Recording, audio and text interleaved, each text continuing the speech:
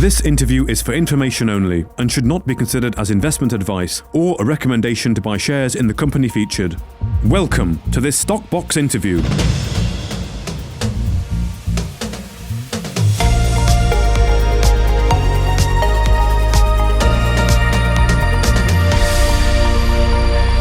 Joining us today is Cedric Simonet, the CEO of Altona Rare Earths. Thank you very much for joining us again. Cedric, how are you? I'm good, thank you, Mark. Good afternoon. Well, thank you for joining us. You've released an operational update today regarding your flagship project, the Monte Muambe project. So it's nice to get a catch-up on what's going on there. I mean, do you want to start us off by perhaps just giving your words, and I'll go into some of the points from the RNS, but from your point of view, looking at the progress there since the last operational update, how are you feeling? What have you seen? What kind of things are you happy with? All right. I think the most important for me is that we are making good progress with the mineral resource estimate and the scoping study. Ultimately, this is a big piece of news that our investors and the market will be waiting for. So it's all work in progress. As we've said, this will be published during Q3. It's going to be published next month, actually. So we are working very actively on this, and it's progressing well. Okay, so the MRE Q3. So yes, pretty soon, isn't it? Well, are we able to talk a little bit about it? I mean, or do we have to wait? I mean, can we talk about what you're hoping to have there as a resource, or do we have to wait? Yeah, I think we've said a few times that we are hoping to get something around 20 million tons with grades around 2.5%. And our work is focused on what we call the high-grade ore at Monte Muambe. And these figures are not just a gut feeling. They are based on the exploration target estimate that we did last year, which included a high-grade zone, if you remember, with between 6.5 and 11.5 million tons, grade between 2.4 and 2.5% TREO. And after we did that exploration target, we continued drilling these high-grade zones, especially on target 1, along strike and down deep. So, yeah, we've got reasonable ground to expect something around 20 million tons and 2.5%. But we'll see next month when it comes out. Indeed. Well, of course, we did do that special feature on Monte Muambe about a month or so ago, which people can certainly watch. It's about 40 minutes, and that'll hopefully give a good understanding of the project and what you're targeting there for the resource. Just looking at the news today, so you've had a record grade or result from Monte Muambe. That's a 76-meter intercept at 3.426% TREO, or total rare earth oxide. That's at target 4. So that's clearly a very nice area to perhaps explore a bit more, is it? Yeah, okay. So what's happening is that while we are finishing the MRE and the scoping study, we've already started some work in preparation for the PFS. I don't like to waste time. Anytime I can advance the work program a bit faster, I will do it. And that's what we are doing now. So at target 4, our objective was to do a bit of infill drilling and to define better the exact envelope of the ore body. And actually, some of the data that we are collecting now, although we won't have the actual laboratory assay results before a few months, some of the data will still be included in the mineral resource estimate, some of the geological data. So as we were doing this, we drilled about 8 holes, if I'm not mistaken, at target 4. And we had a very good surprise, which was this record intercept, 76 meters at 3.426% TREO, and that's from the surface. Many of our high-grade intercepts are from the surface, both on target 1 and target 4. So when you break a record, it's always very pleasing. Now, of course, this record hole is just part of a big data set that contains lots of information, and all this will be used to prepare our mineral resource estimate and our future resource upgrades and or reserve statements. But it's very encouraging, and I think the most important takeaway besides the grade and the length of the intercept is that it continues to show how the high-grade ore bodies at Monte Muambe are very, very consistent. And this is important to me because these consistent high-grade ore bodies, it makes them easy to mine, makes them straightforward to mine. When you have one big piece of something in the ground, you can really organize your mining around it, and you can minimize the amount of waste that you will have to extract. So for me, this is a very positive takeaway. Okay, well, that's good to hear. And you've got a new area, Target 3, as well, I think, that has shown some high grades. Is that right? Yeah, this is correct. So Target 3 is one of the targets we discovered back in 2021. And at the time, we drilled 4 holes along a fence. And the 5th hole showed some very interesting intercept with 9 meters at 6% TREO. So the grade was very high, but the intercept length was not so long. And we thought, okay, that's interesting. But at the time, we wanted to prioritize our work and our resources on Target 1 and Target 4, which were the largest and the more consistent targets we had. So we said, okay, we'll keep Target 3 for a little bit later. And now we've put 2 holes in Target 3, and one of these holes had an intercept of, where actually the hole was only 30 meters long. So the whole length of the hole from surface to 30 meters was mineralized with 2.7% TREO.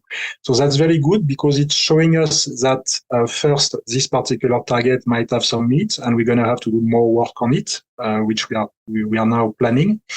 But the important thing is that beside Target 1 and Target 4, which form the core of our exploration target and which will form the core of our resource estimate, it shows that Monte Muambe still has a lot of potential for more high-grade ore at Target 3 and others. So we are still going to do a lot more exploration during the remaining part of the year to increase our resource base. Okay, so in tandem with getting the mineral resource estimate out, you are continuing with exploration there at Target 3 and at other areas as well? Yes, that's correct. We also have a trenching program which has started in parallel to the drilling. So why do we need to do trenching? Trenching is usually used at an early stage in exploration.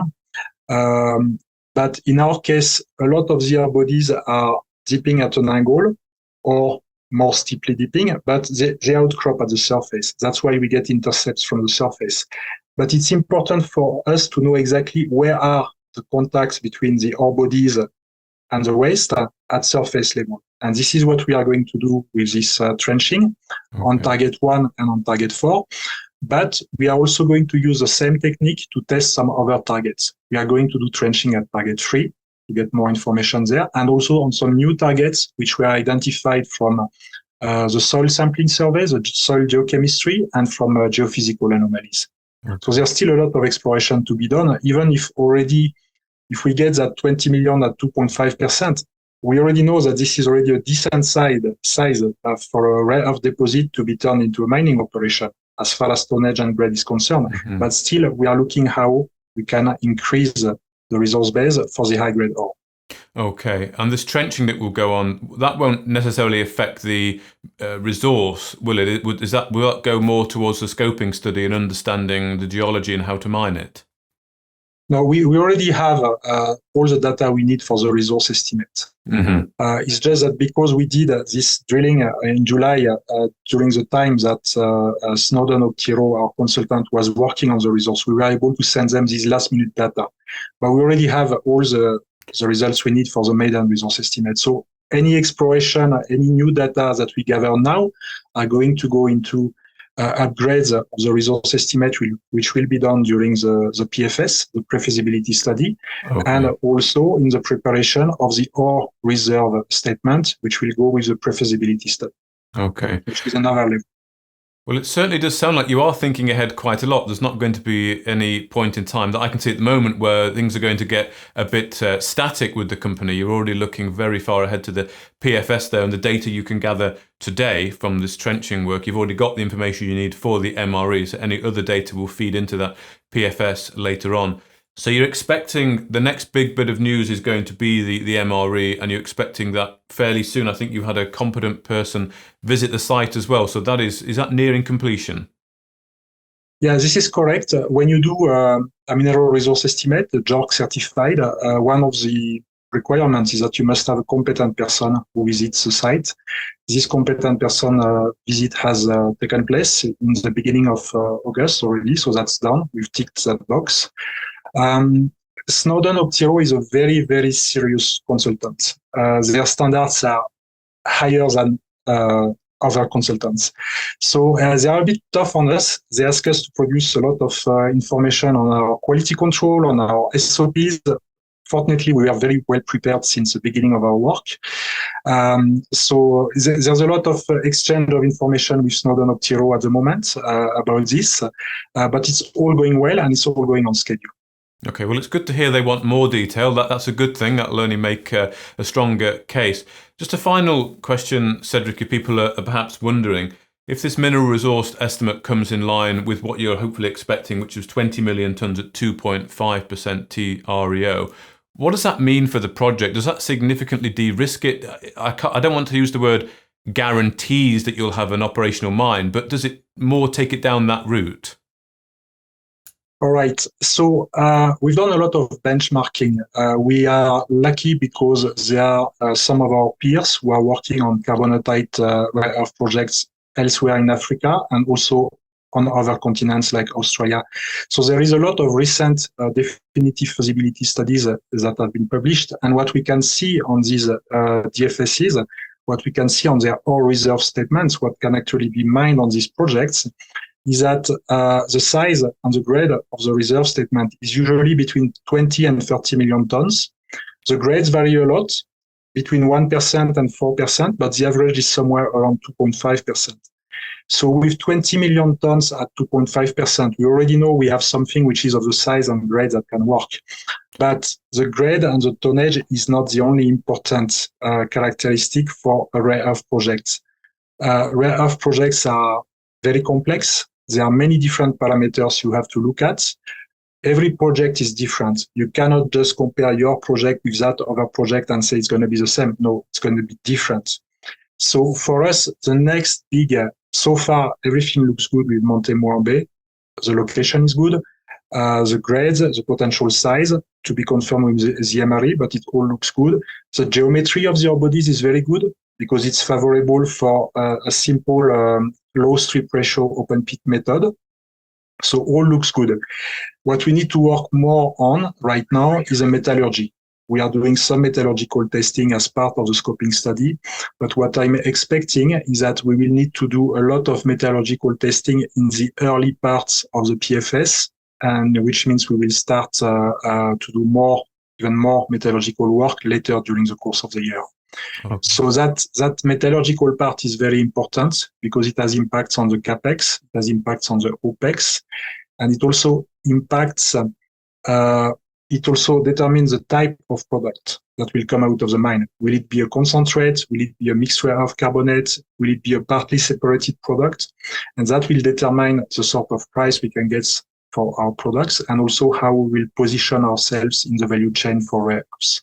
Okay, so when you say metallurgical testing and work, that is looking at what the end product could be and what the price of that could go for on the market. Is that, in layman's terms, just trying to understand metallurgical testing? I wonder if you can just explain that.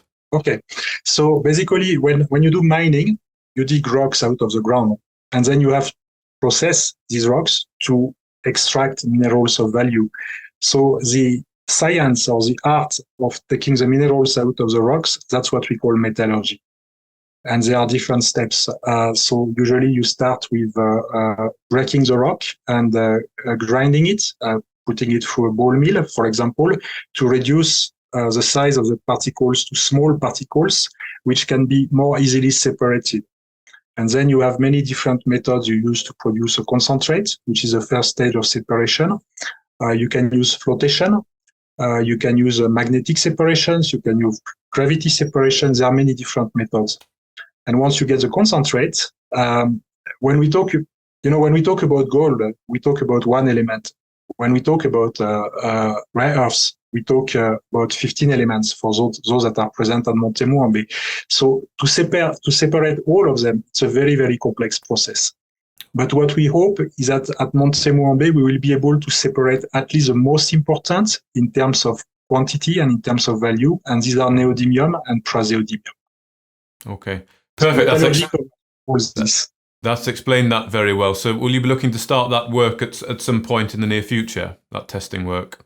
We have some testing work which is ongoing in the scope of the scoping study, in the frame of the scoping study, and we're going to have a lot more metallurgical work which is going to start, if everything goes right, towards October, November, now in the frame of the PFS. Okay, perfect. Well, thank you very much. I think that really does bring us all up to speed on what's going on the stage of progress at Monte Muambe. So we'll look out for that MRE in the next few weeks. But for now, thank you very much for your time. Cedric Simonet, the CEO of Altona Rare Earths. Thank you, Mark. If you enjoyed this interview, then give us a thumbs up, a like or a retweet. Subscribe to us on YouTube or follow us on Twitter and hit that notification bell to be the first to know when we release new content. There's loads of great content on our website too, across all our programs at stockboxmedia.com. Thank you for watching.